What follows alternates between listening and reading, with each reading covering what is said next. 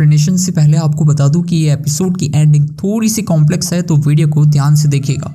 तो एपिसोड की स्टार्टिंग में हम हांगकांग की किसी जगह को देख पाते हैं, जहां पर किसी बिल्डिंग में एक लड़की को देख पाते हैं जिसका नाम ज़रोआ है। वो कहीं जाने के लिए तैयार हो रही होती है कि तभी सामने वाले बिल्डिंग से उसे गन शॉट की आवाज आती है। जैसे ही वो खिड़की से सामने वाली बिल्डिंग में देखती है तो वो एक आदमी को देखती है जिसने हाल ही में किसी का मर्डर किया होता है। लेकिन शॉकिंग बात तो यह है कि उस आदमी ने जिस लड़की को मारा होता है वो हूबहू ज़रोआ जैसे ही दिख रही होती है। यहाँ तक कि उसका मेकअप भी ज़रोआ जैसा ही होता है। ज़रोआ ये देखकर बहुत डर जाती है और उस बिल्डिंग से भागने लगती है। वो आदमी भी उसका पीछा करने लगता है। देख के लग रहा था कि वो कुछ बताना चाहता था। ज़रोआ कैब में बैठकर किसी जगह जाने निकलती है और रास्ते में वो पुलिस को मर्डर के बारे में भी इन्फॉर्म कर देती है, लेकिन अपना एड्रेस सही तरह से नहीं बता पाती। वो आदमी भी उसका पीछा करते करते उस जगह पर आ पहुंचता है। दरअसल वो लड़की जहाँ काम करती थी वहाँ उसका फ्रेंड व्लादिमीर था। ज़रोआ के पहुंचते ही उसका बॉस उस पर लेट आने की वजह से चिल्लाने लगता है और उसे अंदर जाकर अपना डांस परफॉर्म करने को कहता है, क्योंकि वो एक डांसर थी।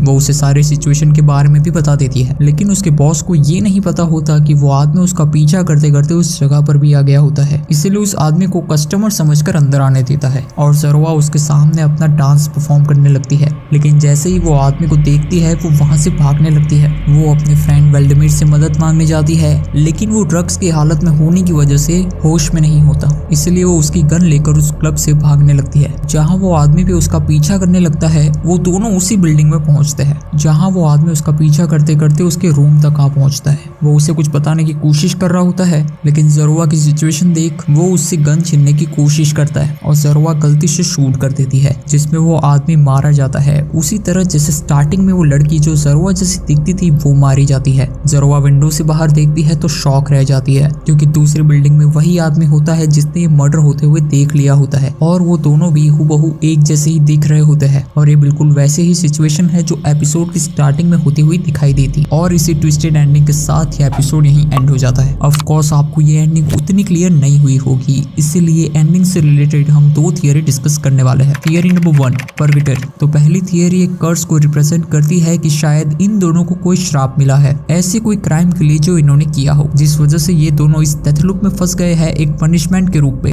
Theory number 2, alternate universes. इस थियरी के अकॉर्डिंग ये लोग किसी टाइम लूप में नहीं बल्कि दूसरे यूनिवर्स में ही बार बार ट्रैवल कर रहे हैं। जैसे कि यूनिवर्स 1 की ज़रोआ जब विंडो से मर्डर को देखती है तो वो यूनिवर्स 2 की किलर और ज़रोआ को देखती है, और जब वो आदमी उसका पीछा करते करते उसके रूम तक आ पहुंचता है तो वो दोनों यूनिवर्स 3 में पहुंच जाते हैं, जहां यूनिवर्स 3 का आदमी ज़रोआ को मर्डर करते हुए देख लेता है। और इसी तरह बार बार ये पैरेलल यूनिवर्स की ट्रैवलिंग चलती रहती है। और ऐसे शॉर्ट एपिसोड के लिए राइट वाले वीडियो पे क्लिक कीजिए या कुछ डिफरेंट ट्राई करने के लिए लेफ्ट वाले टैब पे क्लिक कीजिए। Thank you for watching.